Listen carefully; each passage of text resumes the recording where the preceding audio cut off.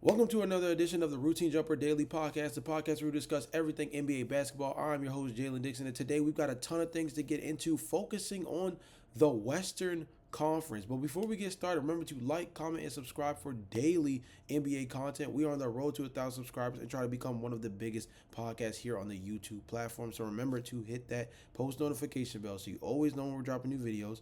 And let's go ahead and get right into it. So like I teased at the very beginning, we are going to be doing rising stars to watch from the Western Conference. Now, we'll do this in the Eastern Conference as well, and it's going to be something that's going to be a reoccurring theme on a month-to-month basis of pointing out guys that I think are not only having breakout seasons this year, but maybe have the chance to be a real staple as a potential star down the line in this league.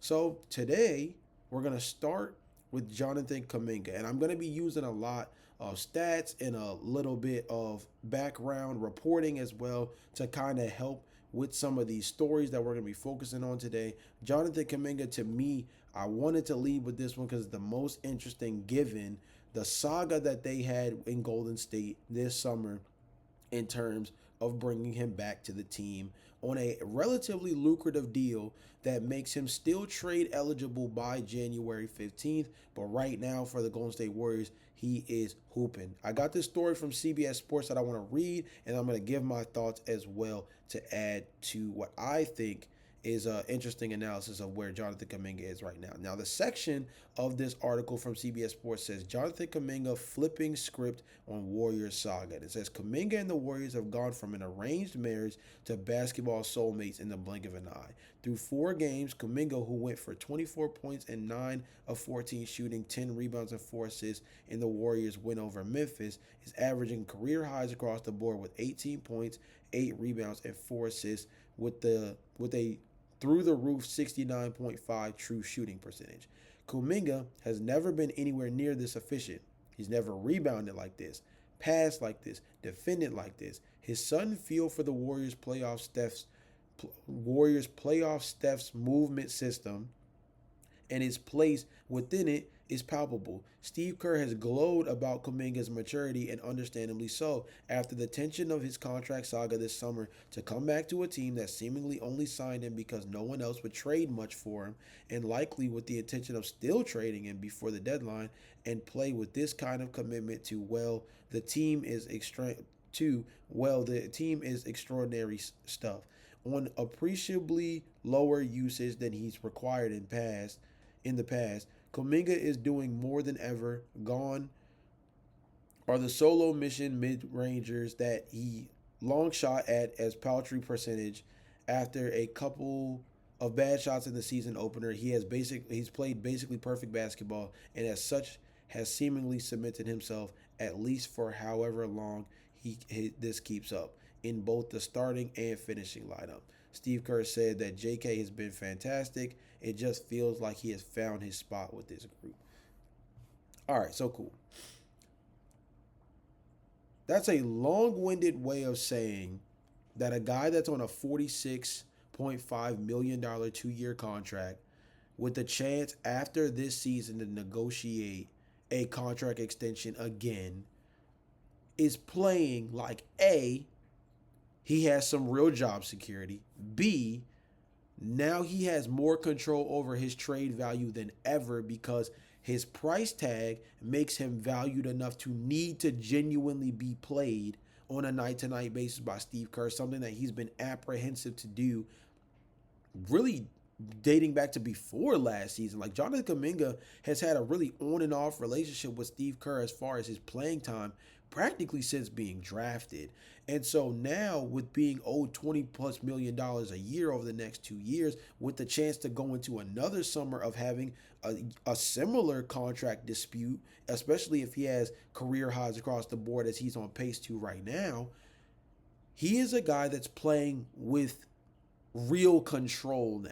And I think fitting within the Golden State Warrior system is a way to secure yourself long-term money, whether that's with Golden State or somebody else, because you need to look good. You need to make yourself look as good as possible, both for going into a trade negotiation yet again, because last year he was not given that same benefit of the doubt. If anything, I think he was kind of held on the bench, kind of to the benefit of the Golden State Warriors brass, trying to position themselves to devalue him as much as possible to make him a much cheaper commodity this summer. Instead, it ended up turning into a long, drawn-out contract conversation that led to them still having to pay him a pretty decent amount regardless.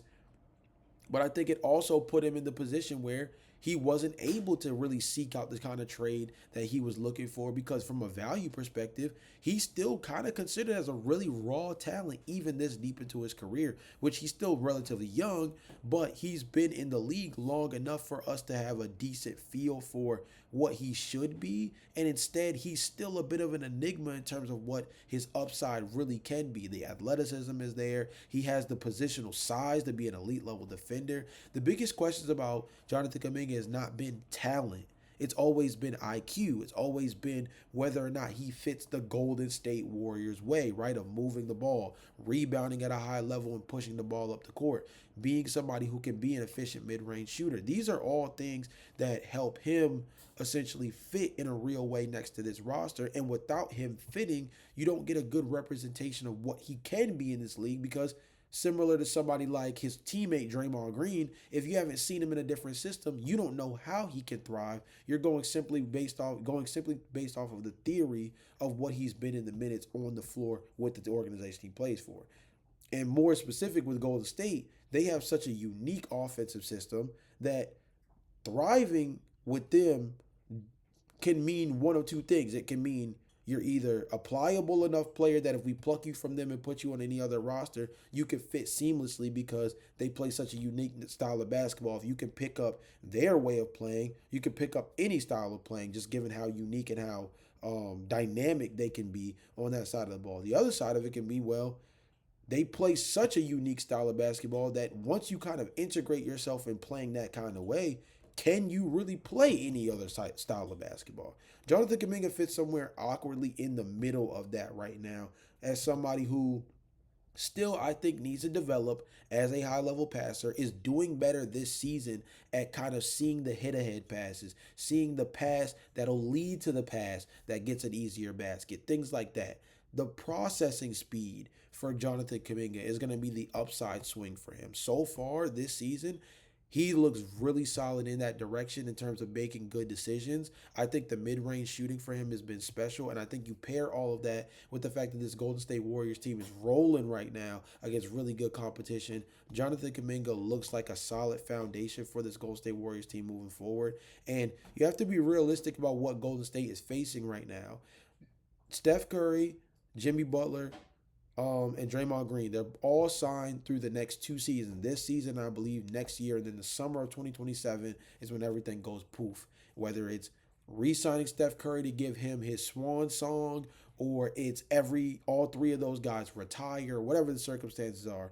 Regardless, the best version of this championship window for the Golden State Warriors really is this year and next year. It's all that's left. And now, thankfully, Steph Curry has won a championship both before KD, with KD, and after KD. So everybody knows that the Golden State Warriors, as far as Steph Curry is concerned, that legacy is sealed. That era of basketball from 2015 to 2026, 2027, that era is sealed regardless of what these next 2 years look like. But with a team that's trying to kind of go out on a high horse in the Steph Curry era, this time frame needs to be maximized. And I think a lot of that has to do with Jonathan Kuminga being great because I don't think they have the financial flexibility to make any other moves on the margins. And I'm going to be honest with you, I think some of the guys that they've wanted to go after in the past are either not available or not available for the price they once had a good price point for. Your Lauri Markkanens, Paul George, Nikola Vucevic. These guys, Nikola Vucevic is coming off of a career year shooting from beyond the arc, and right now he's continuing that trend. Lauri Markkanen is coming off of a 50 ball and looking like somebody that wants to play himself into a better situation. But by being a high-level player, if he returns to near all-star status like he was a few seasons ago, he's going to be a high commodity that's going to require a couple of draft picks in order to attach to it. And the Golden State Warriors, quite frankly, do not have a ton of draft capital. They have a decent amount of their own draft picks, I will say that much, but Do they want to part with those, knowing that Steph Curry, knowing Draymond Green, knowing Jimmy Butler could be done within the next 2 to 3 years? I don't think they would be willing to part with them, which makes it kind of difficult for them to have a real strong package to get somebody like Lauri to maximize the now. Paul George is arguably the worst contract in the NBA right now. Now that Bradley Beal has been bought out, and now that Damian Lillard, even on his extension, is at a relatively cheaper price point for the Trailblazers as opposed to what's being paid by the Milwaukee Bucks. So some of the main targets they've wanted to go after in the past are not nearly as accessible as they were before. So the upside swing of Jonathan Kuminga, he works for the now and the later. So they need him to be this kind of guy. So it's great to see him happy. It's great to see that he's starting to finally find his fit in this Golden State offense. And he's a big part of why the Golden State Warriors are considered a real contender right now. Like, Steph Curry is hooping. Jimmy Butler getting to the line at a high level. Draymond Green back at it with his antics, but at the same time has been big time on the defensive end. But Jonathan Kuminga's progression this year, again, in a short sample size, but his progression this year is a big linchpin in this team being as good as they've been so far, and gives them the upside swing of being a team that can be in the championship conversation in the Western Conference again this season. They're going to be special. That has a lot to do with Jonathan, and Jonathan's going to be playing himself into some real money. I don't think the Golden State Warriors are going to trade him. I don't even think the Golden State Warriors can afford to trade Jonathan Kuminga. And if he continues on the pathway he's on right now, they're going to not only be happy that they were able to get some kind of contract done with him this past summer, I think they'll be more than excited to try to get things figured out to sign that next contract extension, hopefully for Jonathan Kuminga to be not only a lucrative contract, but definitely more years securing his future in San Francisco. Next, we got to talk about the Oklahoma City Thunder. Oklahoma City Thunder with Ajay Mitchell have been special to start the season. And that's so important when given their current circumstances, with guys like Cason Wallace and Jalen Williams and Alex Caruso all missing time. And mainly those guys, talking about Case and Alex on the perimeter, of having a backup guard like Ajay Mitchell be able to come in. Also, Nikola Topic, who a lot of people had predicted as a potential breakout candidate, as somebody that didn't play any of last year, and unfortunately with some kind of testicular issue, I think he had surgery or something like that, has missed the early portion of this season as well. Ajay Mitchell was kind of picking up where he left off last season. On the CBS article that I pulled up, it says, just when you thought the Oklahoma City Thunder, with their young championship roster and 11 potential first-round picks rolling in over the next 7 drafts, couldn't get any richer, here comes Mitchell, and probably the breakout player of the young season. Ajay Mitchell's averaging 18.3 points per game, 4.8 rebounds, 3.5 assists per game on 56.8% true shooting, coming off the bench as a potential 6-man of the year candidate for this team. It hasn't come entirely out of left field. You saw his ability last season in irregular mop-up stints, and he was a summer league star, but there was just no room for him to get consistent minutes. He wasn't part of the playoff rotation, but with Jalen Williams, Isaiah Joe, Kenrich Williams all sidelined to start the season. Again, Cason Wallace and Alex Caruso have also missed a little bit of time here as well. Mitchell has taken full advantage of his time to shine by scoring at least 14 points in all 4 games off the bench. And this isn't supplementary stuff. He has been a legit go-to scorer in crucial stretches, almost impossible to guard at times with his elite balance, shifty stop-start cadence, and deft gray area touch in traffic. Shea Gilgeous-Alexander said he just knows how to play. And as generic as that assessment may sound, it couldn't ring more true. Watch the footwork, the instructional video perfection on his show and go drives, the craft of his pump fakes, his mid-range pull-up game and pull-up bag is deep. He can do it going both ways, and his downhill acceleration hits like a punch. This is actually laughable that OKC, with all its talent and future assets, has a guy this good just hanging around in the depth chart shadows. Every team in the league would kill for a backup point guard like this. The Mavericks, Rockets, and Timberwolves or a half dozen other teams would jump at the chance to insert him as their starting point guard right now. This is not a fluke. This dude can flat out play.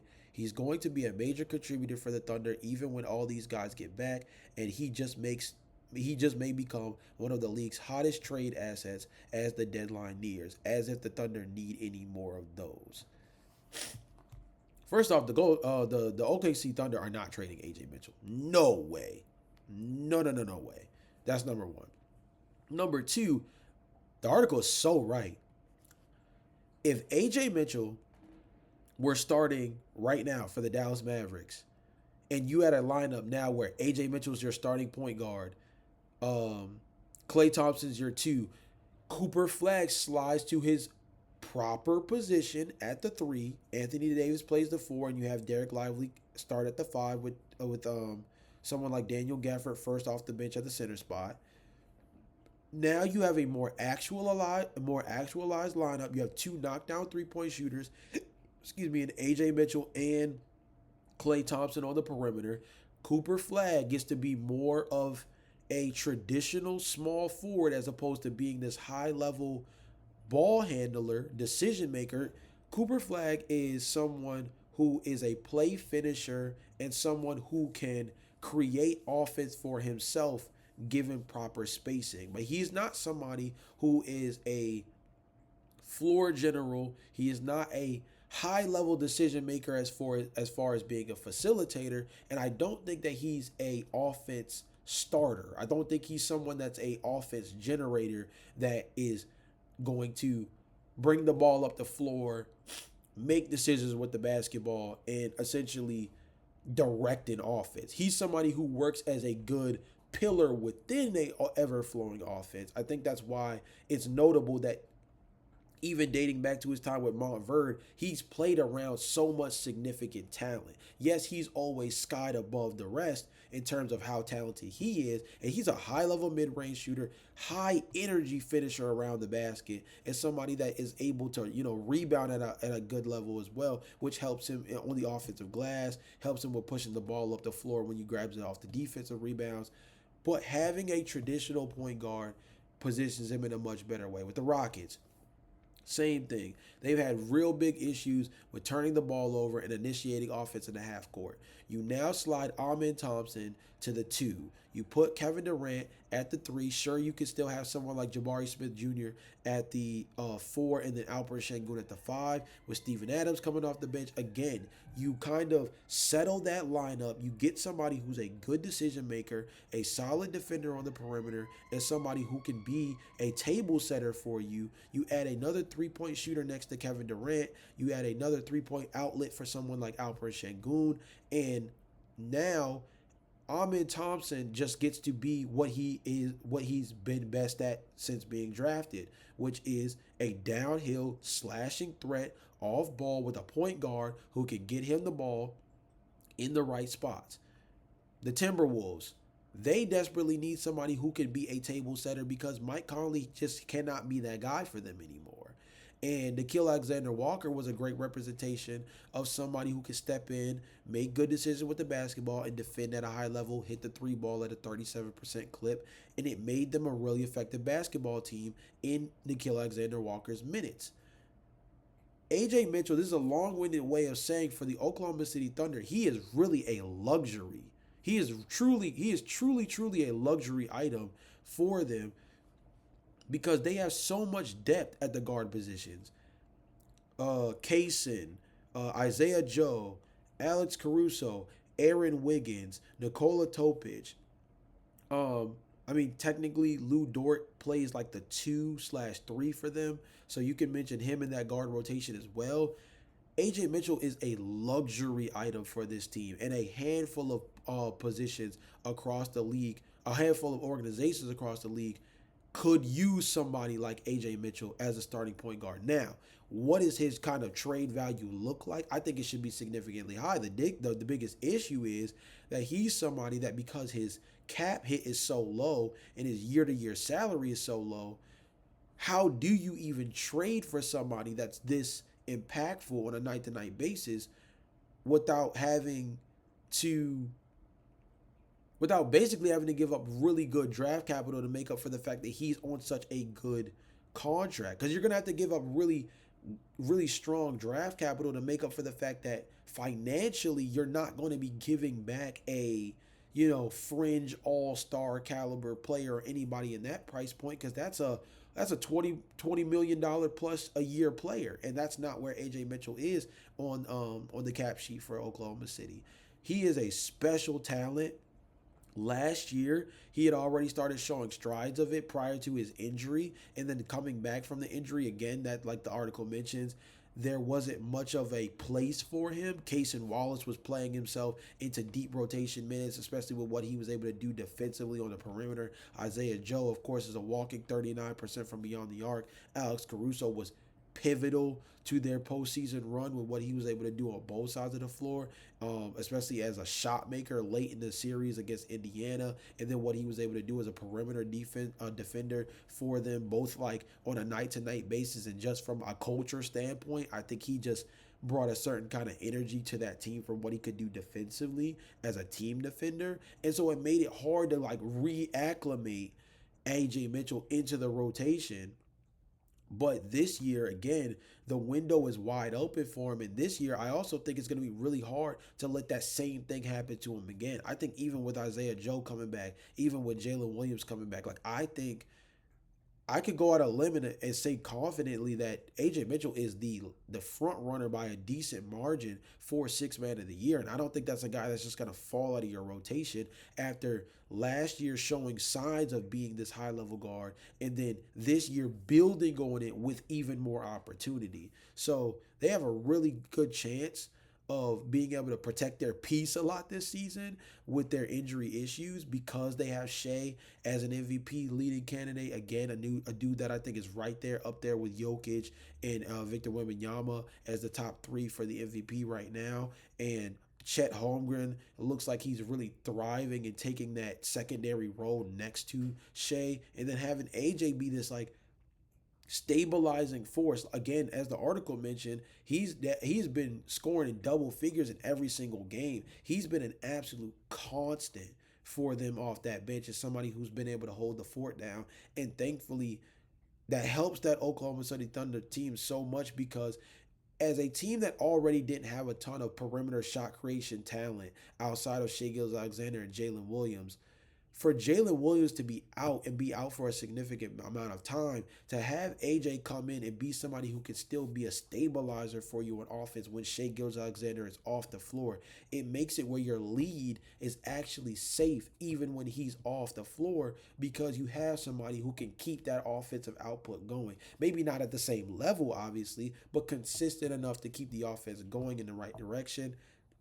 He can get everybody else in the flow of the game properly in a way that everybody is still kind of moving in one unit. And AJ Mitchell, I think he's somebody that he reminds me a lot of like the conversations around Andrew Nembhard for the Indiana Pacers the last year or two, where it was kind of that conversation of like him coming off the bench and absolutely killing in the postseason behind Tyrese Halliburton. Had a lot of people contemplating like, what could he do as the starting point guard in a different situation, given how talented he is, and kind of being suppressed by the fact that Tyrese Halliburton is just so dang good. And AJ Mitchell is kind of in a similar circumstance with the fact that he's playing behind an MVP in Shea.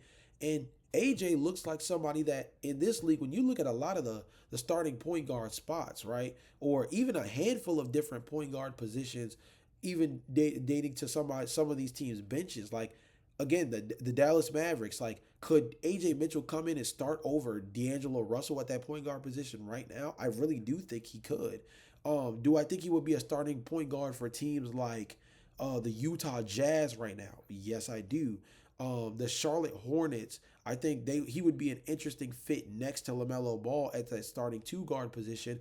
Bump Brandon Miller over to the three. Now you have guys like Con Kneppel, Colin Sexton coming off the bench. That could be an interesting little fit. I think he could be an interesting point guard fit for the Phoenix Suns, are a team that don't have a traditional point guard right now and actually are running Devin Booker at that starting spot right now instead of him being at his natural position at the two. And that's going to be a mainstay of this year because even when Jalen Green comes back, Jalen Green is going to take that two guard spot and Devin Booker is going to remain at the point. So that's another team that could really use a high level starting caliber point guard, and yet AJ Mitchell is coming off the bench for this OKC Thunder team. It goes to show you how special this team is as an organization when it comes to evaluating talent. I think it also goes to show you. I mean, this guy, he came out of UC Santa Barbara, I believe. Like, this is and remember, Jalen Williams, he came from Santa Clara. This is an organization that is going to be a problem for a long, long time. And we already knew that because of the litany of draft picks they have, their ability to bring in and develop guys like Aaron Wiggins, the big man Jalen Williams out of Auburn, who's really grown as a defender, really grown as an offensive weapon, as a 3-point shooter on the perimeter. Obviously, what they've been able to get out of guys like Cason Wallace, across the board, right? This Oklahoma City Thunder team has already had the blueprint for a team that's gonna be in the mix for a long time. But when we start using that word dynasty, right? It's guys like AJ Mitchell. It's guys like having Nikola Topic still. It's guys like Cason Wallace. Aaron Wiggins is one of my favorite players on this team personally, right?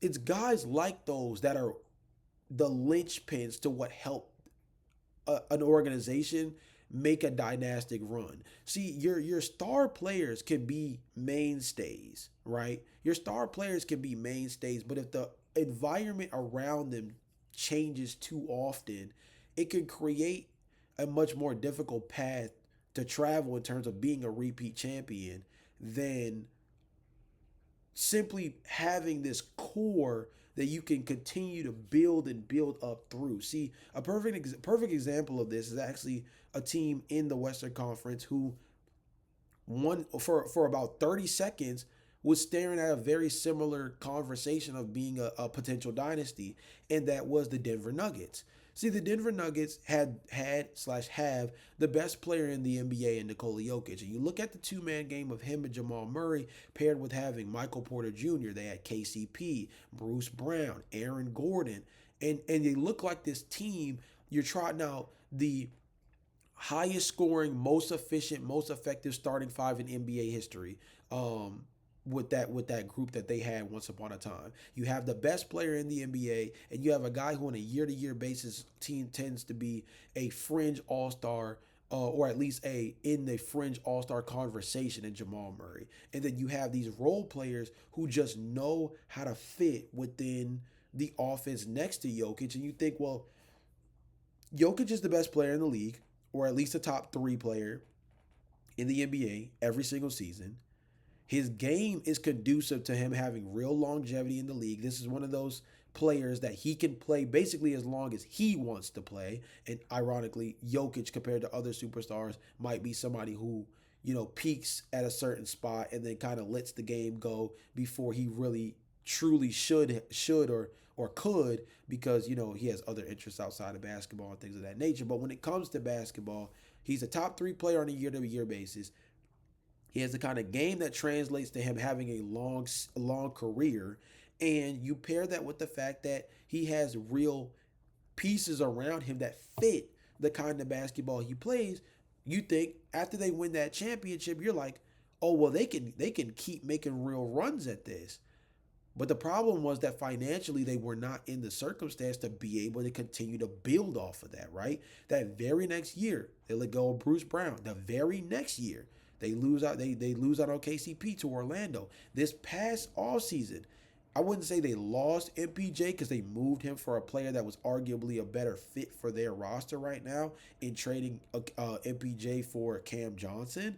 But again, another integral piece to that championship run moved. So year after year after year, 3 years in a row since winning that championship, the guys who got you to the dance you're missing another piece of the puzzle every single season. And it's shown in their postseason performance, because even though they've been a team that's been able to get out of the first round, they haven't nearly been that same kind of championship contender since winning the chip. They've always been in contention. They've always been in the conversation. But the Minnesota Timberwolves gave them a hell of a series in that series that they won. The Golden State Warriors obviously have won a championship since then. The Lakers have improved their talent. Granted, they're in a tough spot because outside of Luka Dončić and LeBron James, they have a lot of work, and Austin Reeves as well. They have a lot of work to do, but that team was a top 3 seed last year as well, right? The Western Conference is catching up with a team like the Denver Nuggets, and that's why they had to have such an active offseason this past summer. The Oklahoma City Thunder, they didn't have to do anything this summer because the internal development from guys like AJ make it where they're getting better without having to add more to what is already, a very top-heavy roster as far as their finances are concerned. They have a ton of money already allocated to Shai Gilgeous-Alexander, Chet Holmgren, and Jalen Williams with their most recent contract extensions.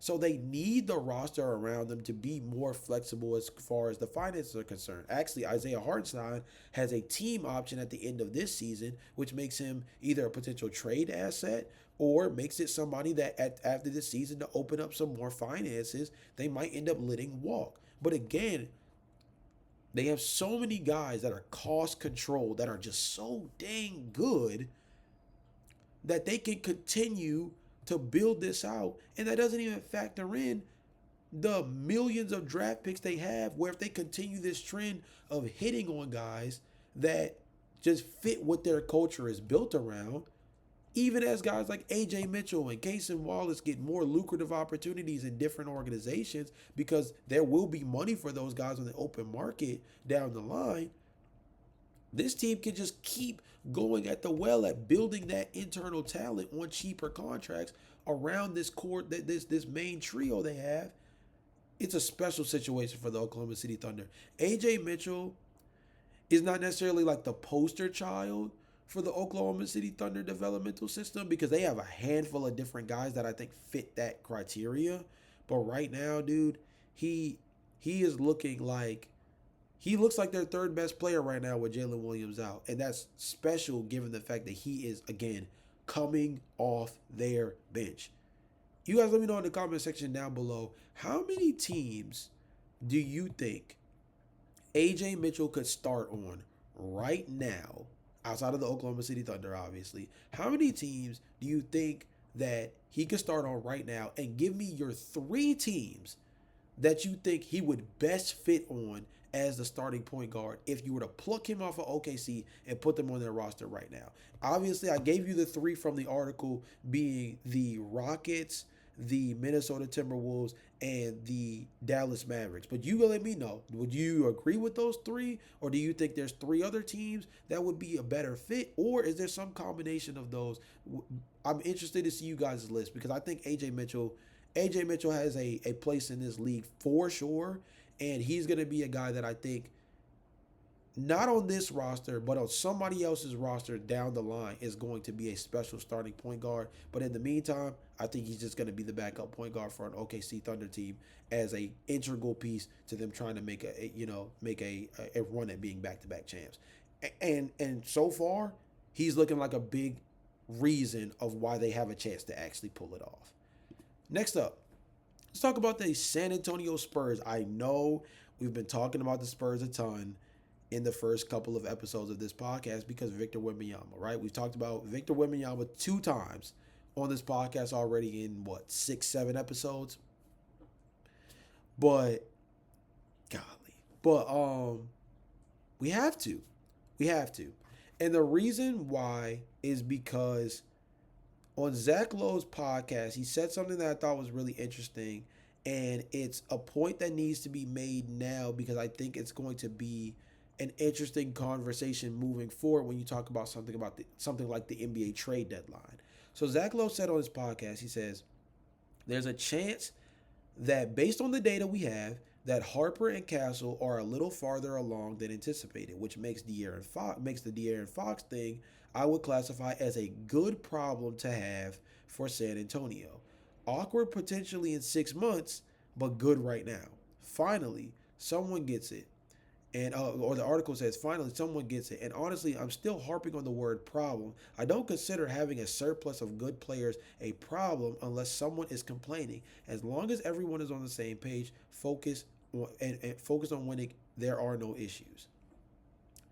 Cool. We're gonna pick up on that in a way that I think is really interesting by first starting off with just exactly what the stats say about Stephon Castle and Dylan Harper. Because as Zach Lowe said, he said based on the data that we have, these two guys are further ahead than most would have anticipated, right? So Stephon Castle is averaging 18.3 points per game, second best on the team, along with 6 rebounds per game, 4.8 assists, 1.3 steals. And the biggest glaring thing for him is that he's turning the ball over a lot. He was having this issue last season. He is far and away leading the team in turnovers with 6.3. The next closest on the team is Devin Vassell with 2.3. Now, of course, Stephon Castle, starting point guard, going to have the ball in his hands a ton. But 6.3 turnovers is a ton, especially when you're only getting 4.8 assists per game. Your assist to turnover ratio is in the negatives. You play next to Victor Wembanyama. You need to be handling the ball at a high level and being able to control the pace of this team. That has a lot to do with being able to take care of the rock. This team was one of the better squads at taking care of the ball and limiting turnovers last year. That had a lot to do with starting Chris Paul at that point guard position alongside Steph Castle in a lot of different iterations. Now, Dylan Harper, I think equally as productive, different kind of role. Dylan Harper, 14.8 points, 5.3 rebounds, 4.8 assists, 2 turnovers per game. And he's doing it in more of the floor general kind of way. Now, again, they're both averaging 4.8 assists, so it's not like anybody is looking like Trae Young or anything like that as a facilitator at the point guard spot right now. But he's doing it at much more controlled pace. See, Stephon Castle is your high value athlete point guard. He has the ability to hit the three, but so far this season, he struggled with it a little bit last year, is not necessarily falling as much. But he's able to do so much as a pace and space guard, especially in transition. Dylan Harper is somebody that, he got a lot of comparisons to this mold between Jalen Brunson and Cade Cunningham. And it has a lot to do with his body control, his footwork, and his ability to control his pace in a way where nobody can really speed him up, right? And that's what makes them so effective as a 1-2 punch, because Steph Castle, he can play so much better in transition. And I think he works so well with somebody like Wemby as somebody that helps this, like, push the pace for this team. And then you have someone like Dylan Harper that thrives so well in a half-court setting that it allows this team to still be really effective when the game has to slow down around them, right? And so you look at what this team is capable of, and then you think about the fact that they still don't even have De'Aaron Fox back healthy yet, that to now add to this. So again, it goes to the quote unquote good problem. Some of the things that stand out is that this team is bottom 3 in pace of play this year. De'Aaron Fox is going to contribute to that significantly. This team is bottom 4 in free throw percentage. I think that they can get to the free throw line a lot more. Victor Wembanyama is kind of single-handedly carrying their free throw rate. So I think that someone like De'Aaron Fox could add to that a ton. This team is one of the top rebounding teams in the league, tied for second at 49.5. That's something that when you have a guard like De'Aaron Fox can juice your offense when you're top 10 in offensive rebounding and top 2 in overall team rebounding, because now that creates opportunities for second chance points, number one. But number two, in terms of being a high level defensive rebounding team, it allows you to generate that offense faster because you can grab the ball off the board and you have somebody like De'Aaron Fox who can go into road runner mode, push the ball up the floor, and now get your team in the action sooner. Get your team into more transition offense quicker, and it makes them more dangerous. They're also a top 2 defense and top 6 in offensive rating right now. The good problem about this team is that they have the situation of being able to play an interchangeable backcourt where at any given time they can meet the requirements that are necessary in order to compete with a different team on a night to night basis. If you need to play a team like the Indiana Pacers, who are up tempo offense, you can match that up tempo pacing with playing Stephon Castle with De'Aaron Fox and having someone like having Dylan Harper come off the bench. If you're playing a team more like, well, the Denver Nuggets are another high up tempo offense this year, but like let's go to a team like the New York Knicks, for example, a lot more effective on in the half court as a offense, and a team that has a lot of different perimeter defenders, which are really focused on ball hawking and man-to-man defense, which means you have to be able to take care of the ball at a high rate. Right now, you start De'Aaron Fox with someone like Dylan Harper. Dylan Harper is more of a facilitator, takes care of the ball a lot better, and De'Aaron Fox, again, is somebody who could put pressure on the rim against a New York Knicks team that, outside of Mitchell Robinson, does not really have a ton of rim protection. They just have a lot of guys who are really good perimeter defenders. So you put someone like De'Aaron next to Dylan. They are in an interesting situation because Dylan has just been so good out the gate. Again, Dylan has been a steady hand. He's been effective and efficient. He's already had a 20-point game this year, showing that he does have the offensive upside, that if you need him to be a takeover guy or the perimeter, he has the ability to step into that role. De'Aaron is only going to be a net positive for them in the early going. Now, again, similar to what Zach Lowe said about in 6 months, maybe it being an awkward conversation, that has a lot to do with the fact that 6 months from now, there's going to be real buzz around the fact that De'Aaron Fox does require a contract extension, right? And one of the biggest deterring factors for De'Aaron Fox not ending up in a different location than San Antonio, besides the fact that that's exactly where he wanted to go, was that he put pressure on other teams to make the decision on whether or not they wanted to trade for him, knowing that there was a chance that he would not choose to sign with them long term for whatever fit reasons or whatever the circumstance may be. Now, with the San Antonio Spurs having these two dynamic guards under cost control contracts, and Victor Wembanyama, by the way, is still on his rookie deal as well, do you want to sink all of that? I mean, we're talking $30+ million potentially for someone like De'Aaron Fox to maybe be your starting point guard on a night-to-night basis, given the fact that this backcourt is so talented. Again, there's nothing wrong with having a surplus of talent at one position, especially when the backcourt is made up of two guys and you have real depth where you can have the rookie come off the bench and still be this effective puzzle piece, because he doesn't require having the ball in his hands all the time to be effective. He's the most dangerous with the ball in his hands, but Dylan Harper is not, he's not ineffective off ball. You can make the argument that he's just as effective on ball off ball as he is on ball. So to have those two cheaper options, do you want to invest $30+ million a year into De'Aaron Fox? That's where the conversation gets awkward. But in the immediate stance of this team and the goal that they have of making the postseason, wanting to make some noise in the first round, if not get out of the first round this season, De'Aaron Fox is nothing short of a net positive for this team.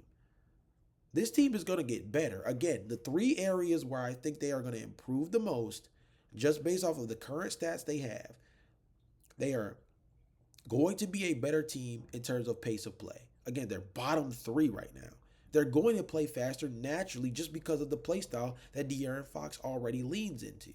They are going to be better based off of the fact they're going to be better based off of pace of play, just based off the fact that they're already a high-level rebounding team.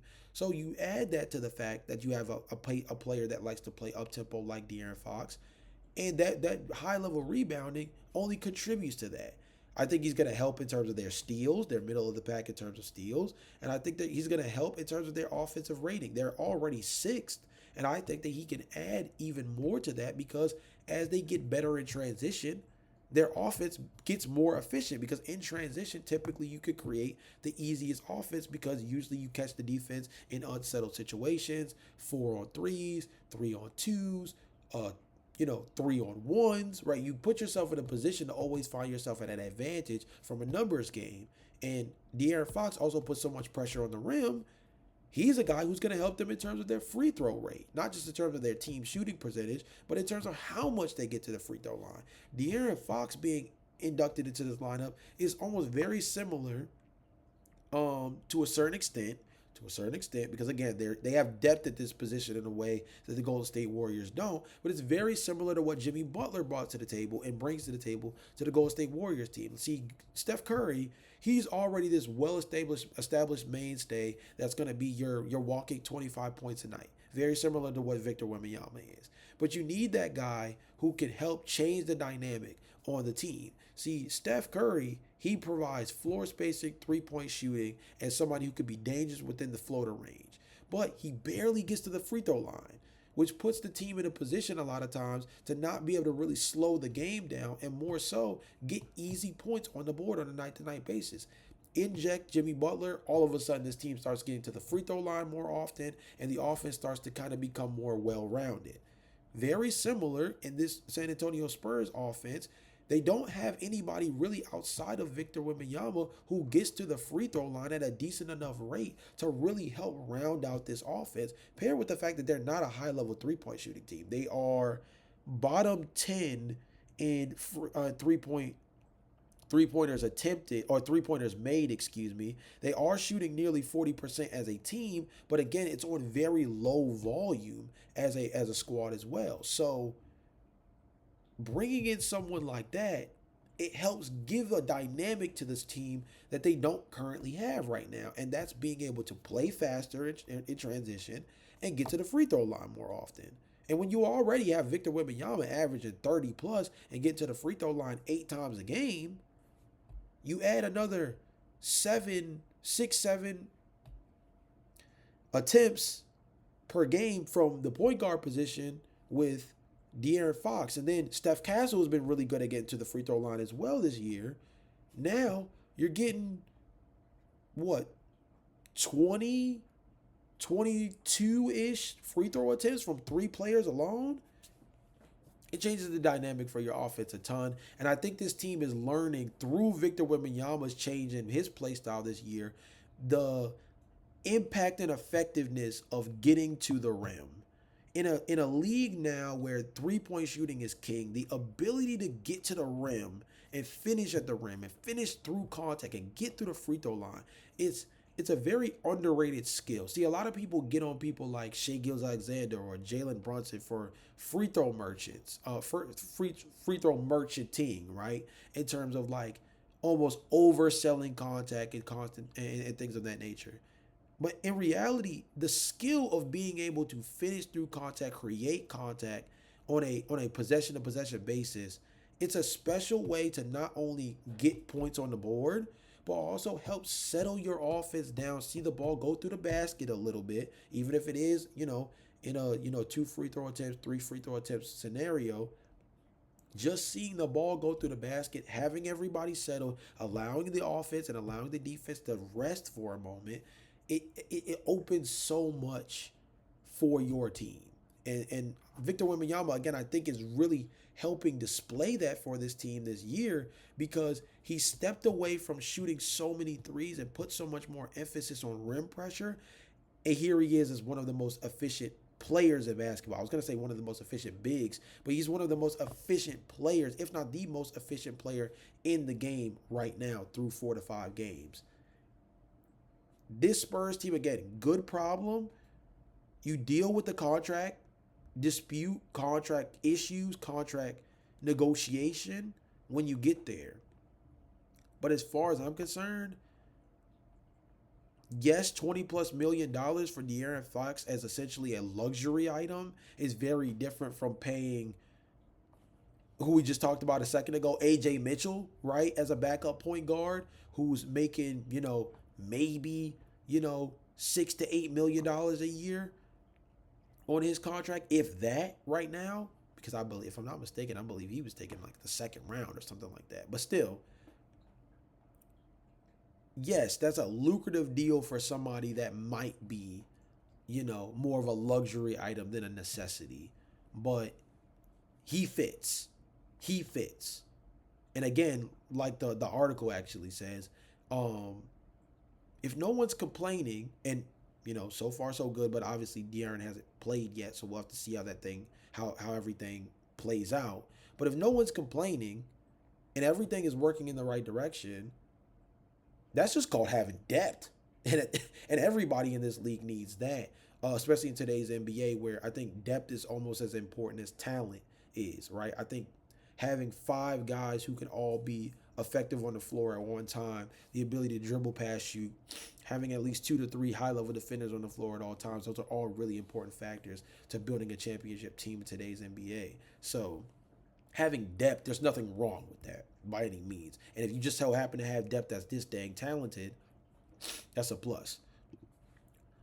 Last but not least, I saw an article that mentioned the idea of a Lauri Markkanen to the Los Angeles Lakers trade. Now, I know what a lot of people are doing. A lot of people are hearing this part of the podcast and they're sighing extremely loud into their earphones, extremely loud on the bus ride, on the car ride to work, because they're like, here goes another trade, another hypothetical trade for a player that's supposed to help bolster the Los Angeles Lakers roster, because everybody and their mama wants the Lakers to be good, and here's a player that's playing well on a team that's not that good that would maybe be a great asset for this roster, right?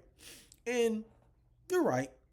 There's a little bit of there's a lot of bit of that in this, right? And again, this is a podcast that's not very West Coast biased. I try my best not to cover teams like the Lakers, the Clippers, the Warriors. I try not to over discuss those teams because I feel like mainstream media already does a great job of kind of shoving that down the throats of NBA fans on a day-to-day basis. So I try to give other teams like the Spurs, like the Oklahoma City Thunder, like the Memphis Grizzlies, like the Charlotte Hornets we discussed the other day. I try to give those other teams their flowers. But this Lakers team, they need real help, especially with LeBron James being out with his sciatica issue and being somebody that either way, even if he were healthy, this team really needs perimeter shot creation, and it needs a little bit more size in that front court because of the fact that, to be quite honest, DeAndre Ayton is a talent in theory, but he's still a guy that I feel like is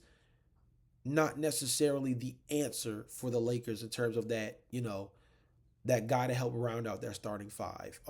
I really don't know if Lauri Markkanen is a 5 in this league, but I've seen him play the 3, the 4, and the 5, whether it's with the Chicago Bulls, whether it's been with the Cleveland Cavaliers, or it's been with the Utah Jazz.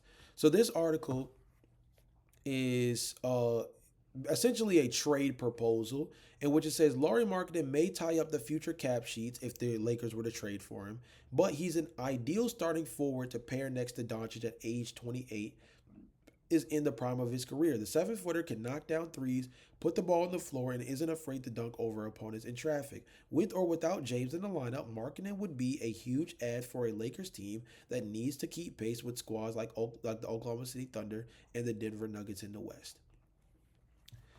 A Luka Lauri Markkanen combination would be so lethal because of the inside-out game that they present, in a way that's kind of similar to the theory that the Atlanta Hawks are trying to adopt with bringing in Kristaps Porzingis to put next to Trae Young. See, very similar to Trae Young, Luka Dončić, outside of, you could say, that time frame that he played with Kristaps Porzingis, has not played with a floor spacing big, like an elite level 37, 38% three-point shooter, floor spacing big, or a big that can step out of the perimeter, ball handle a little bit, put the ball on the floor, be an elite level slasher. Like, he's always played with rim finishers, That's been his thing since being drafted.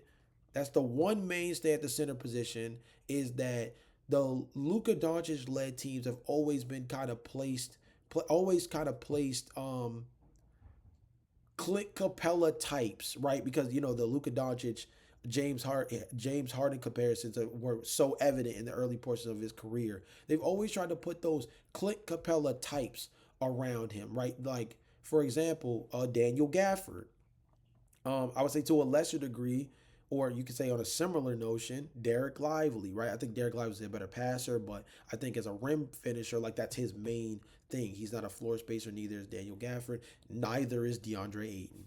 And although Lauri is more of a 3-4 than he is a 5, I do think that his ability to put the ball on the floor, his ability to space the floor, his ability to operate in pick and roll operations with someone like Luka Doncic gives the Lakers, and more so gives Doncic, this new dynamic offensively that he's never played with before, and gives them something they desperately need, which is somebody else who can put real rim pressure on opposing teams on a regular basis. Because this team, the Lakers, one thing they're really, really bad at, I think, more than anything, and it's kind of a glaring hole for a team that already is not really a great three-point shooting team, is they're not really good at putting pressure on the basket. They don't really have anybody that's insanely great outside of Luka and LeBron when he's healthy. And even LeBron last year was a much higher volume three-point shooter than he's ever been in his career. They don't have a ton of guys that put a great deal of pressure on the rim. And I think that someone like Markkanen, he has the talent and the ability as an on-ball player that, again, has had this versatility of playing. I think he's 6'10", 6'11", somewhere around there. He's had the flexibility, or shown the flexibility there more so, to be able to play multiple positions on offense, 3, 4, and again, small ball 5. There's a world where I think his game with Luka Doncic could fit really well. Again, at age 28, he could still be a really good fit next to Luka, who's only, he's barely cracking his prime as it is, and it feels like he's been in the league so much longer than he actually has. This Lakers team needs to figure out what the future beyond LeBron James genuinely is. And how do they get to a Lauri Markkanen contract? I don't know. At some point, I will dedicate an episode to, just fake trades I find on the internet, and like real trade packages that I think could help contextualize some of these conversations a little bit more for the Lakers. There's not a great deal that they can move off of, besides the fact that I believe they have a 2031 pick. Obviously, they have Rui Hachimura. Jared Vanderbilt, when healthy, is solid. I don't know if Utah would want him back again. Because if I'm not mistaken, I believe they had Jared Vanderbilt before. I could be wrong. I know he played for Minnesota. But still, nonetheless, he's very injury prone, so that might still be a reason why they might not want to trade for him. They don't have a ton of young talent, and maybe the trade piece is moving off of Austin Reeves. But I don't know if that's a great idea with the way he's playing right now. I think he literally leads the NBA in scoring at the moment. I don't know if that's sustainable. I actually highly doubt it's sustainable.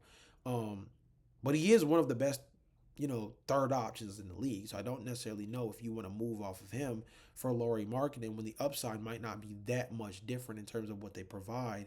I think Lauri does it a different way than Austin, but I don't know if the upside is that much different than Austin's, and the only benefit at that point is just that you wouldn't have to pay him, I guess. But you guys let me know in the comment section down below. Lauri Markkanen, Luka Dončić team up. What do you think that looks like? How good do you think it is? Does it make them one of the better duos in the league a season or two from now if LeBron James is no longer on the roster and these two are paired together in Lakers uniforms? Is that even the player that the Los Angeles Lakers should be going after? Or do you think there's somebody else that the Lakers feasibly, because a lot of Lakers fans can be delusional, feasibly can make a trade for. You guys let me know in the comment section down below. I'm really interested to hear what you guys have to say. And I'm not going to lie, I do plan on touching on a lot more of these fake trade proposals on the podcast. One, because it gives me something to do. Two, I think it gives me a good exercise along with you guys to think about how certain players will fit on a different team if the roster were to integrate them into whatever philosophy they're trying to go for. For example, with Lauri, Markkanen, and Luka Dončić, the idea is to create more rim pressure and to give Luka Dončić a pick and pop big as well, right? Something he's never really played with outside of Kristaps Porzingis. And seeing and really running those different ideas both through my head and also hearing feedback from you guys about how these fits work. I think it's just an interesting exercise. So I'll be doing this a little bit more often, and it helps fill out the episodes as well. Drop some fake trades or drop some Lakers trade targets that you think would be interesting in the comment section down below, and I'll be down there checking all that stuff out. But with that being said, this has been another edition of the Routine Jumper Daily Podcast. Thank you for watching. Thank you for listening. Remember to like, comment, and subscribe for daily NBA content. Remember to hit that post notification bell so you always know when we're dropping new videos. Thank you again. Thank you again. Appreciate you guys. I will see you guys again tomorrow. But until then, peace.